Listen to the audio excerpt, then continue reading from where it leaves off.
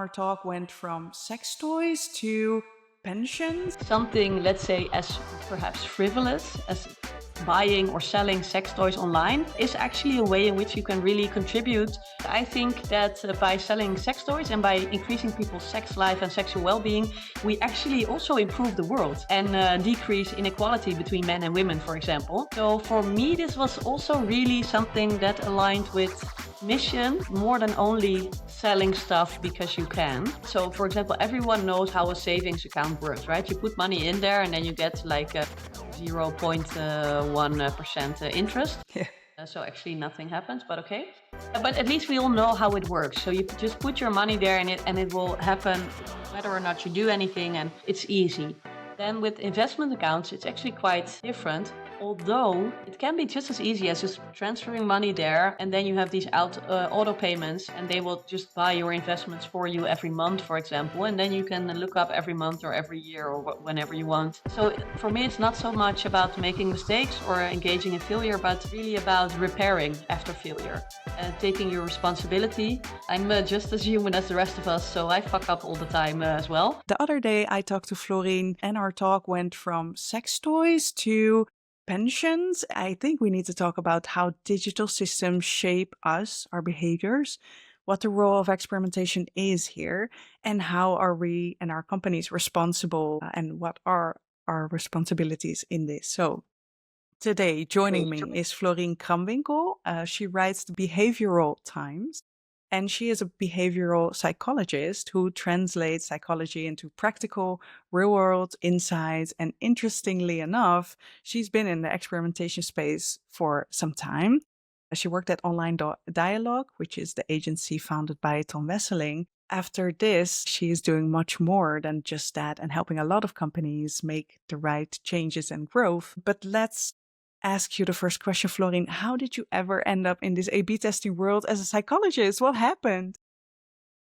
Well, actually, I did a PhD in social psychology, and afterwards I stayed in academia for several years, and I was teaching and researching at several universities. But at some point, I kind of missed the connection with, let's say, the real world or actual real life problems or issues. And I've always really liked applying knowledge to everyday situations. So at some point, I decided I wanted to leave academia. And I was just looking for companies where I could use all my knowledge and skills, but then in an organizational setting. And then I came across Online Dialogue on LinkedIn. I actually saw an ad for a vacancy there, and I loved it immediately because it, for me, actually experimentation and academia is kind of like the same. The way of thinking is really, really similar. So it's all about coming up with ideas, using a lot of data, and then testing your ideas and building on those and going from there. So that really fits with my skill set and my way of thinking from my academic background. So for me, it was really easy. Yeah. Yeah. And do you remember the first A/B test you've ever seen or run, if you go back in time?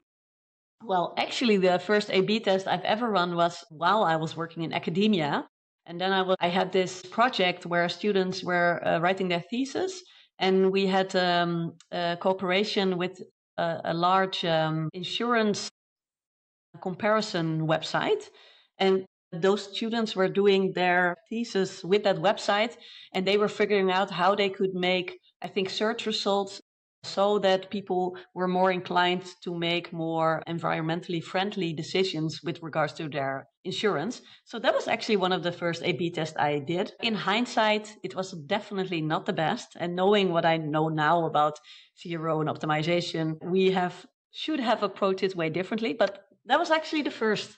So yeah, I do Okay, but remember. what happened there then? Well, what actually happened was that there were lots of visitors on this comparison website, but there were only a handful of people who converted, which is very common, right? In A/B testing, we have that all the time. But from our university background, we didn't really take that into account. So our power analysis were way off, and we just didn't have enough power actually to figure out whether our intervention or B variant, whether it worked. So it was kind of a failure, but it was actually for me also perhaps the start into A/B testing and optimization and online and e-commerce. So And what power? consider it a success. What do you mean by power? Yeah, so that's a really academic term. So to figure out whether there is indeed an effect, so if there's a difference between the A and the B variant, you need to have enough visitors or not enough people converting to be able to confidently say, well, yes, there is indeed a difference between A and B. And we have all those tests, right, that you can now easily do it online with the calculators and stuff, figure out whether there's that effect. But the reasoning behind it, it's called power. So do you have enough power? Are you able to actually see a difference between A and B if the difference is there in reality? So if it's there, are you also able to pick up on it? And that really depends on how big the difference between the two conditions is, but also how many people you have within each condition. So within the A and the B variant. Honestly, I made the same mistake while starting out with A/B testing. Like the Oh, sample really? and the power, like you described, was way too small. If I look back at the first A/B test I've ever run, so I think it's a very common mistake. Yep. And then when you started at Online Dialogue, what kind of experiments were you looking at there? Yeah, lots of them. So I work with a lot of different clients. So let's see. I have some of my favorites. One of those we'll get to that later, so I will not say it. But I did a lot of different tests actually. So usually my role as a psychologist was really figuring out how to make the translation between the data that you see, all the data from all your visitors with what they're doing, what they're looking at, the funnels, you name it. But then also kind of taking a step back and bringing psychological literature into it and making the translation into, so what does this actually tell you about what people on your website, what they want, what they need, what their next steps are, what are they looking for that's still missing. So I tested a lot of stuff. So we did like content tests, of course, but also sometimes just leaving out information. So wegtesten in Dutch, one of my favorites. Of all times, actually. I tested quite a lot with reviews, showing reviews or not showing them, changing kind of what kind of reviews you would put on the top or what position on the page, different kind of images, different kind of product descriptions. So one of the funniest tests that I've ever done, I think, was we were working for this organization and they sell these kind of play houses and like slides and stuff that you can put in your backyard. So these wooden Oh, right, structures, for right? kids. Yeah, for kids with Yeah. climbing and slides and all kind of those kind of things. And what we noticed was that people were clicking a lot on the descriptions. So the description of the specific, I don't know, pirate ship or whatever it was. But then after something weird was happening. So first we saw that a lot of people were clicking on read more. So we're like, what would you, we should really put this more higher on the page and people are really interested in that. And then we did that and the test failed like dramatically. And this was a German client. So we were testing on the German website. And we were like, what is going on? And then we started reading all the product descriptions. And I still remember I really got like the giggles when I was reading these descriptions out loud because there were like these stories of you are a pirate and you feel the wind in your hair and you're looking across the ocean and then you see the treasure. So these were Wow. like the text in this product description. So my belief or what people were looking for in product description, that was my hypothesis, is that they really want to know, so what kind of structure is this? What kind of elements are there in there? Is there a slide? Are there climbing things for what kind of ages? The things that you're looking for if you're a parent and you want to buy this for your child, maybe. But instead, what this company had done was that they put like these stories up there as if you are a 5-year-old playing pirate on this structure, which is awesome, right? But they are not the ones making the buying decision. Yeah. So I really, I think I almost pissed my pants actually when I was reading this out loud. And then we made a hypothesis. Well, people are really interested in this description, but we should really make it informative.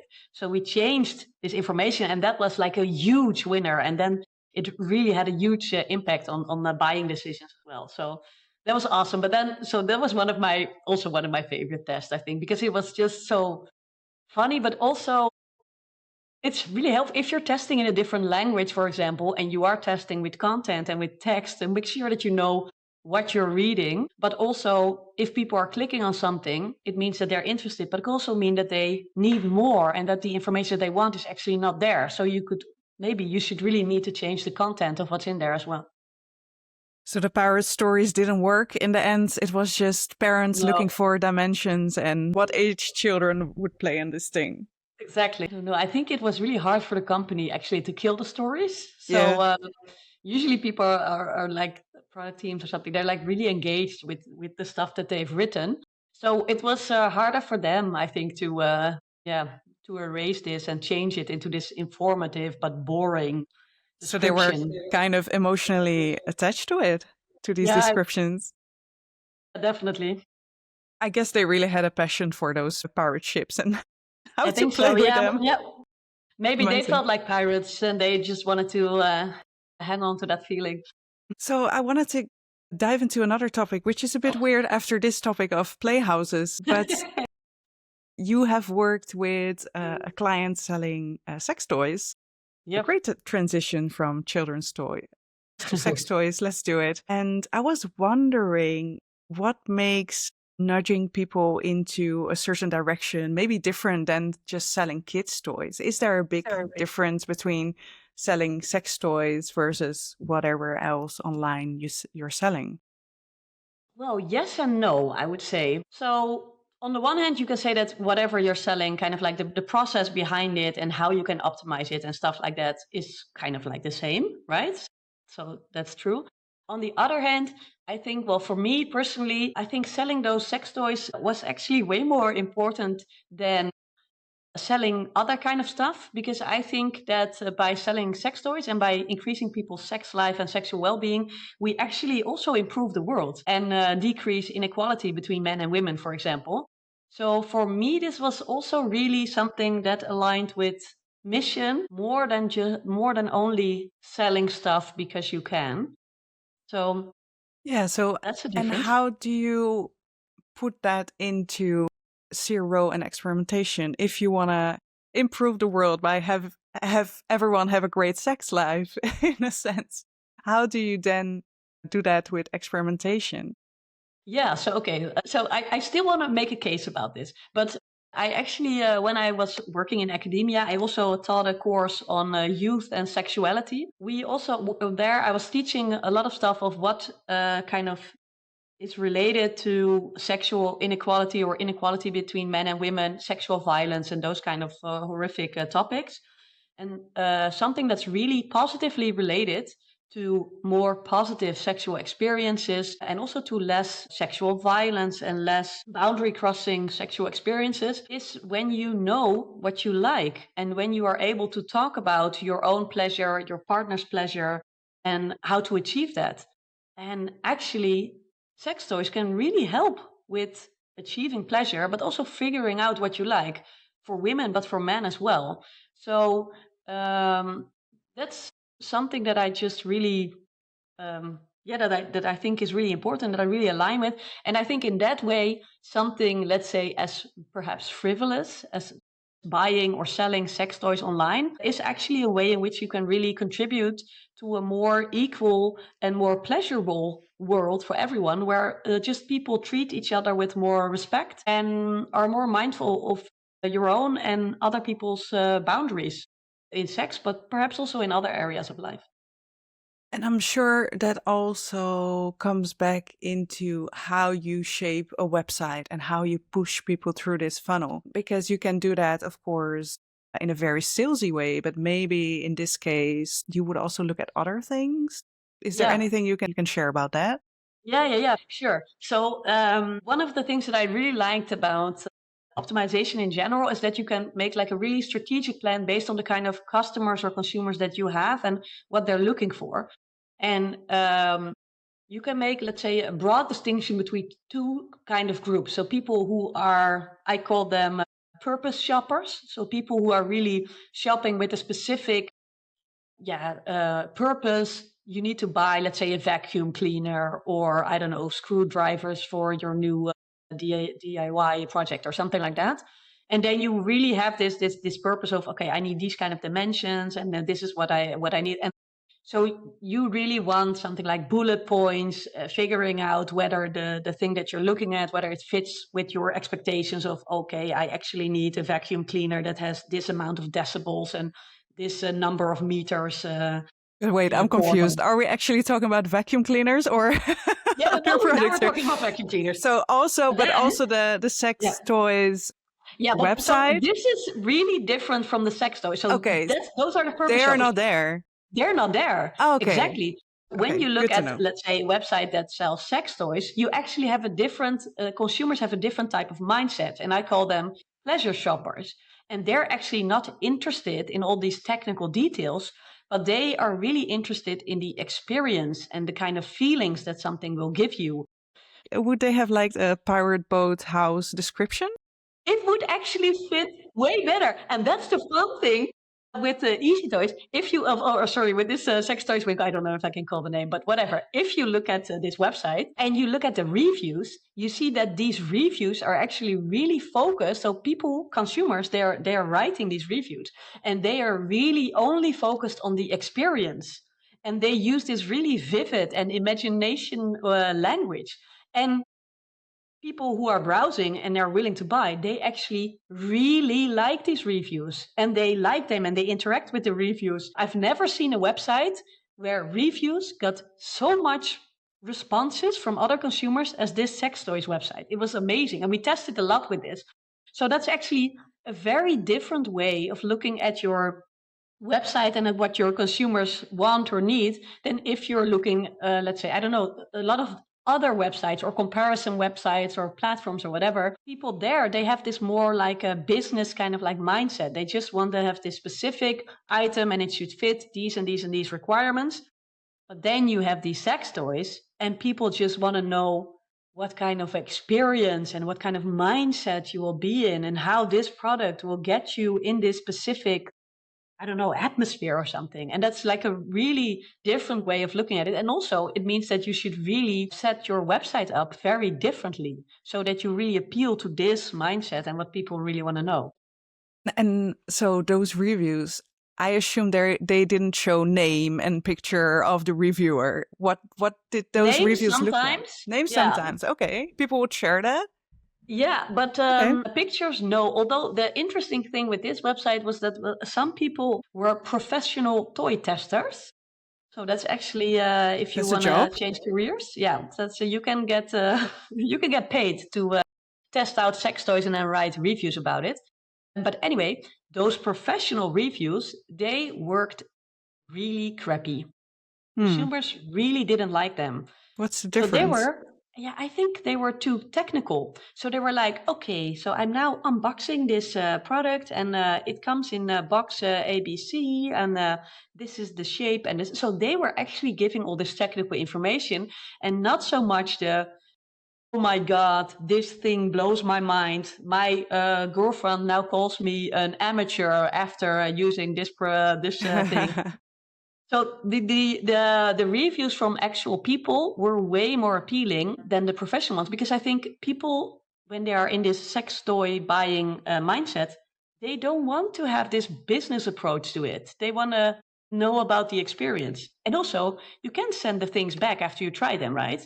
So you need to have kind of some kind of confidence that if you buy this thing, that you will actually like it. And then other people's experience with it, their real people experience, that can really help you. Very interesting. The brand that you helped did sell toys for both men and women? Yep. And was Yep. there any difference there on the approach at all?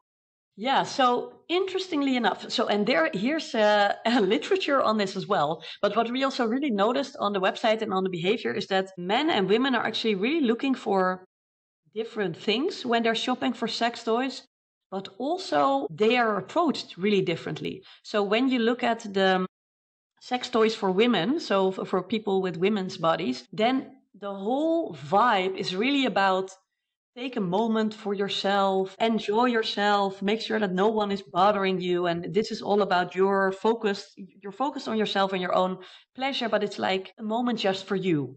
It can So be yoga in a way. It's yeah, like self-care. actually, Okay. yeah, it's kind of the whole framing is kind of like self-care, and it's not so much sexually oriented actually.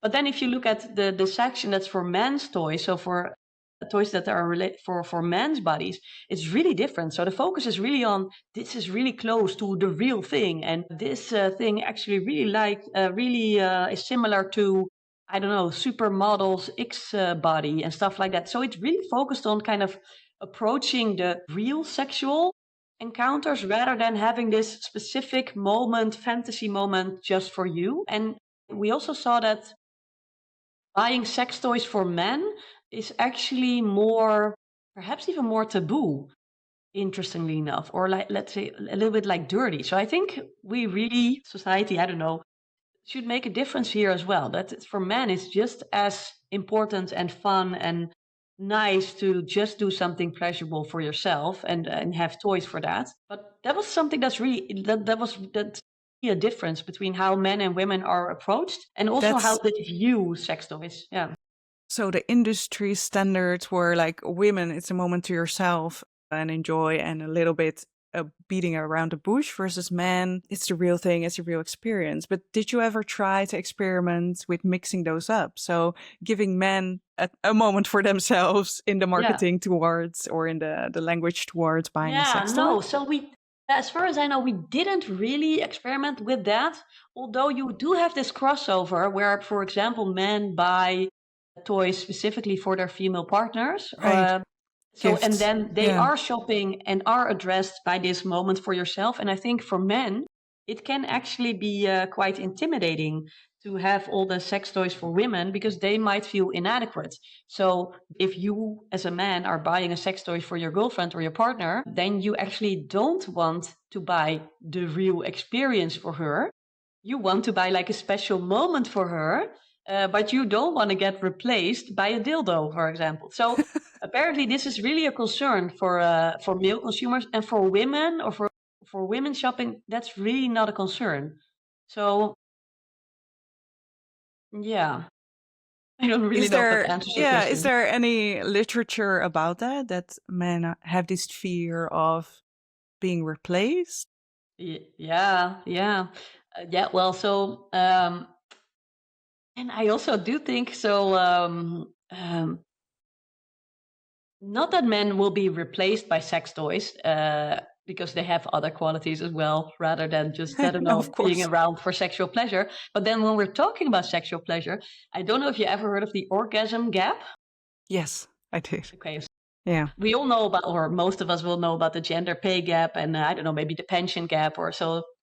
There's these huge financial gaps between men and women, for example. But there is also a huge orgasm gap between heterosexual men and women, meaning that in their last sexual encounter, most heterosexual men, they orgasmed within this sexual encounter. Most women in heterosexual sexual encounters didn't. So there is a lot to learn, let's say, for Yeah. men in sexual encounters with women to make sure that they also enjoy it as much and have orgasms. And so in that case, the fear that they might be inadequate is perhaps also a little bit realistic because there is actually quite some evidence that it doesn't always work out as well for women as it does for men when they have sex with each other. Yeah. And by the way, it's not about the women. So when women have sex with women, there is no orgasm gap and just everyone comes. A lot to learn for sure. A lot to learn. I want to close off this topic because there you've worked in so many interesting branches, and I heard you talk a little bit about pay gaps. So we're making another fun transition here from sex toys into finance, Awesome. because I really also want to talk to you about how it can be that it's so easy to loan money versus it's so incredibly hard to invest money somewhere in a safe place. What's going on, and what do you think about that, Florine? How can we Yeah, so change the world here for the yeah. for the Yeah. So let's transition to money, which yeah. also one of the topics that I really love because I've been working in this domain for the last few years actually. And so this is a topic that really annoys me a lot. And what I think is going wrong here is that when we think about, or we people who make financial products, when we think about these financial products, we only compare them within their own group. So, for example, you can compare loans within the whole loans department, but we are not comparing loan products with, for example, investment products and see how those relate to each other. So, one of the things that I really find extremely annoying is indeed that you can, I don't know, buy now, pay later, or get micro credits, or go in the red on your credit card with just one push of a button. Very easy. You get this warning signal saying, well, it actually costs money to loan money, but you can still do it, right? It's just one push of a button. Hmm. But if you want to start your own investment account, then you need to do knowledge checks and you need to, I don't know, upload all this information, but especially like the quizzes and the knowledge checks. And then you get all these warning signals saying, well, do you actually know that you can lose money? And of course, that's true. You could lose money. Your investments can become less valuable. However, and in the long run, and if you do it wisely and you spread risk and stuff like that, the chances are that you will increase wealth over the longer period. And this chance is actually quite high.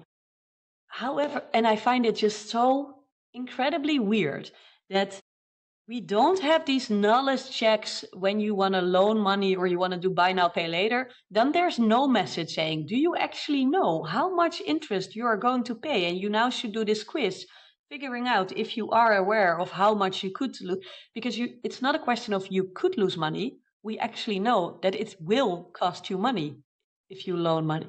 But is It's a there certainty. something psychological in play? Like we have this framework of loss versus gain theory. So Yeah. in the case of like getting money and getting a loan, it's about getting, right? And you feel like, oh, there's a little price to pay versus, oh, we're actually investing, so money goes off from my bank account, and which kind of Yeah. Well, hurts. Does that the thing is, people are in generally loss averse, right? So right? people really don't like to lose money.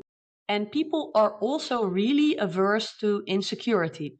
So if you are not sure about what will happen with your money, if it will go up or down or how much, and that's a really like insecure situation. And people in general, they have a bias against it. So they really don't like it. If you are sure about something, even if it's a negative outcome, so you will know that you will pay 13% interest, but you know it for sure, somehow it's not as psychological averse for people as not knowing whether you will make 5%, lose 1%, make Mm, 30%, or so that's what's happening psychological within people. But I think when we're talking about policy, for example, one thing that is really a guideline within policy is that you shouldn't do harm to people. right. And if you're not really sure what will happen to them, then they actually feel like they have this obligation to put all these warning signals in place because you cannot be sure whether you will increase or decrease or your value will increase or decrease. And I think it's just faulty, actually. I think we should have the same obligation to help people increase their financial well being and not only make sure that they don't decrease it too much. And I think that is where the kind of the friction comes from. And also that point of insecurity, well, insecurity not, but there is no certainty in the amount you will gain by investing. Does that actually way higher than in, I don't know, for us to fear investment than it is to pay money to have a loan? Yeah, I think so. And I think that's an obstacle. And I also know there are actually more obstacles for people. One of them is that they also don't feel knowledgeable about it. So, for example, everyone knows how a savings account works, right? You put money in there and then you get like a 0.1% interest. Yeah. So actually nothing happens, but okay. But at least we all know how it works. So you just put your money there and it will happen whether or not you do anything, and it's easy. Then with investment accounts, it's actually quite different, although it can be just as easy. It can be just as easy as just transferring money there, and then you have these auto payments, and they will just buy your investments for you every month, for example, and then you can look up every month or every year or whenever you want what is happening with your account, just as you can do that with a savings account. So there is also this gap between how hard people think it is and how hard it actually is. And also people think that you need a lot of money to start investing, for example, which is also not true. You can start Mhm. even with 1 euro, so or 10 Yeah. euros a month. It's a low bar, and everyone can try it, but for sure keep the risk in mind and just don't do it with loan money and make sure that you have your buffers in place and stuff like that. But then, yes, try it out, please. It's easy and it really builds wealth over the long term. Can you give some examples maybe of what you've seen or what projects you help with yourself on fintech products that successfully guide people towards financial growth Yeah. instead of loaning money, but really doing something positive? Yeah, for example, so there's a Dutch company called Mijn Sophie, and it's a fintech company, and it actually helps people improve their financial behavior in an evidence-based way. So that's one organization that I really love. And one example that they help people with is making sure that fewer people are behind on their mortgages. So they work with the mortgage organizations, and then there's this group of people who is kind of like structurally behind on their mortgage. It's for a lot of, let's say, banks and stuff, it's really hard to get these people kind of engaged with their mortgage and make sure that they don't fall behind even more and, for example, could lose their house or stuff like that. So this Mijn Sophie app, what they do is they really help people within their app on this evidence-based way, and they see this huge difference between people who use their app and their steps with people who don't, with regards to how many people are still behind 1 year after the intervention. And the difference is huge. And I think this is a great example of how you can use financial apps or fintech to really make a positive change in people's lives rather than only, I don't know, doing nothing or not making a stand or perhaps even making a negative, having a But what negative. is it that they do differently then? Yeah, they use behavioral insights. So they have Meaning like they behavioral look at experts. data and try Yeah, so to. they look at data, they look at actual human behavior, and they develop products and tools and tips, but they also have stuff like courses and stuff. But they really build their app and their tooling and their tips in an evidence-based way based on behavioral scientific knowledge. And the effect is huge. And they also publish about this, it sounds like. Yeah, they do. They have a newsletter as well, where you can follow them, and they publish it, for example, on their LinkedIn, but also on the website. And you can enroll as an individual consumer, but also if you're an organization and you want to increase, let's say, financial well-being for your employees, then you can also work with them. And they have this evidence-based way of showing the results and how many people they can get engaged with money in a positive way, which is a huge difference. Between what they are doing and what other, let's say, financial experts or whatever do. So if you were, I mean, speak to CRO specialists or product teams at other financial companies, what would be maybe the top 3 things you would recommend for them to build their products in a positive way, ethically, Yeah. morally, but also for to help them grow, right, as a brand? Yeah, I would say get a behavioral expert on board because they know stuff about how people behave and why and how people actually work, which is really helpful above and beyond only knowing, let's say, the technical side of how you can build the test and make the improvements. So also knowing what to test and making a structured approach. So behavioral experts can really help.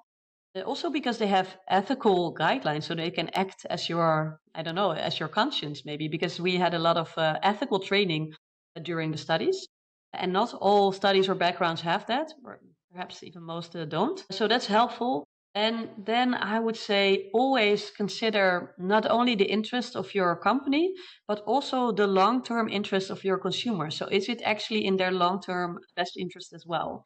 So, and I think the best way forward is to make sure that you align to both, not one of the two alone, because then either your company will go bankrupt or your consumers will go bankrupt, but making sure that you have this integrated vision where you keep both interests aligned and yeah, as part of your guidelines. And if we talk about ethical guidelines, and it sounds like you had way more education than me on this, where could I potentially start to educate myself on this better? Follow my newsletter, I would say. Follow your I write newsletter. about this stuff What quite do a you lot. write? What do you write about in your newsletter, Florine? Yeah, so I just write about behavioral insights in general and how you can apply it to real life knowledge. But usually, because I just can't help myself, also I often also make these ethical considerations. So how can you use this knowledge in a way that's also responsible and improves lives of people around you and of society as a whole? So for me, that's just something that's always there. Actually, you can't see it separately. So that's one way. What's another way? Well, you could. For example, I did a minor in ethics while I was doing my studies. So that's also something that helps. You can read the introduction chapter of my PhD, where I just, I have this whole kind of chapter about ethics and morality and what are important guidelines to follow, but also how people actually use ethics in daily life. So not so much perhaps the content of what's moral and what's not, but how can you kind of use this framework in your daily life? So that might be helpful as well. Um, what else? Yeah, there are so many There's, courses and online of courses that you can course, do. yeah, Yeah. there's a lot. Just a question that is like, we would say in Dutch, burning on my tongue, but I really want to ask you, have you ever crossed any ethical line yourself? And, or if not, have you ever got close to anything so that we can maybe learn from your experience there? Yes, of course. I'm just as human as the rest of us, so I fuck up all the time as well. But I think the most important thing when it comes to ethics or just, I don't know, being a human, I guess, it's not so much about not making any ethical mistakes because we all do. Some might be small, some might be big, and some might have no consequence, some might huge consequences. So for me, it's not so much about making mistakes or engaging in failure, but really about repairing after failure, taking your responsibility and just don't aim to be perfect, but always aim to repair after mistakes. And how can you repair then? So let's confess, an ethical A/B test line that I crossed myself was while A/B testing was still starting, it was like this piratey cowboying way of like hacking more conversions. And what we did is we wrote fake reviews. They didn't work well when we aimed for 5-star and everything is amazing. But in the end, we found the key to writing those reviews in a way that they would lead to more conversions. But it Mm-hmm. always felt, first it felt amazing, like, oh, we found something. But then it was like, oh, but it's fake. How would you, it's just an A/B test, right? It's just an element on a page. The Yeah. visitors have already seen it. How do you fix that? How do you repair that? Well, you can remove let's say you can remove the reviews that you put in there that are fake, right? So that's an easy step to do it. I would say that's the first step. So you cannot. Some things you can perhaps not fix in hindsight. For example, if I don't know, 100,000 people saw this faulty review and you don't know who exactly, that's not really helpful. But I would say in general, pay it forward. So remove the fake stuff that you put on there if that's something that you did, right? And then just pay it forward. So now that you know that this is a line that you don't want to cross, make sure that you don't cross it, but also talk to other peoples about it. If you teach courses about this, or if you're educating new people or juniors who are starting out, make sure that you also kind of teach them in these areas as well.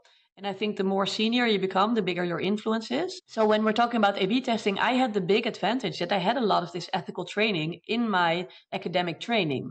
So for me, it was actually quite obvious which lines to cross and which lines not to cross, or actually that there were lines when we're talking about things that you can change on pages. And I know that Yeah. it wasn't the same for all my colleagues, but it's not because there's something wrong with them, but it's because Hmm. they just didn't have this experience. Yeah. So if you have this knowledge, you should just pay it forward. So educate the people around you so that they can know as well, and that we can all make this kind of effort to engage in more ethical A/B testing. And I think also important to keep in mind here is that you actually have a lot of influence. So you can think, well, it's only one review, or oh, it's only one element on the page, but it does have an influence on actual people making actual buying decisions. Sometimes maybe buying decisions that they can't afford. So you have influence and you have power here, and you should use it wisely. And if you didn't in the past, well, we're people, right? But learn from it. See what you can repair. If you can remove elements that you now think are not okay, and just do better in the future. That's an amazing thing to say, Florine. And like you say, we try to pay it forward here, also by confessing what I That's did. awesome. No, that's really important talking about Yeah, your mistakes. yeah. We've come to the end of this podcast, but is there anything that we haven't talked about that we should have talked about? Because we have touched on so many different topics and so many important things. Is there anything you feel left unsaid? I think one thing that I maybe want to highlight a little bit more is that I think if you're in experimentation, I think it's really important to focus on your business best interest and your business outcomes, but also on your customers' long-term best interest. So make sure that you actually optimize for both. And if you don't really know what your customers' best interests are, get a behavioral expert on board. They can really help with that. Amazing. That makes a lot of sense. Thank you so much, Florine, for joining us on this podcast and talking about power in data, empowering ourselves through sex toys, and also doing more financial investments to also empower ourselves and make the world a better place. If you have liked this conversation, please follow Florine's newsletter called The Behavioral Times. It's really, really good. And Florine, thank you so much. Very welcome. Thank you.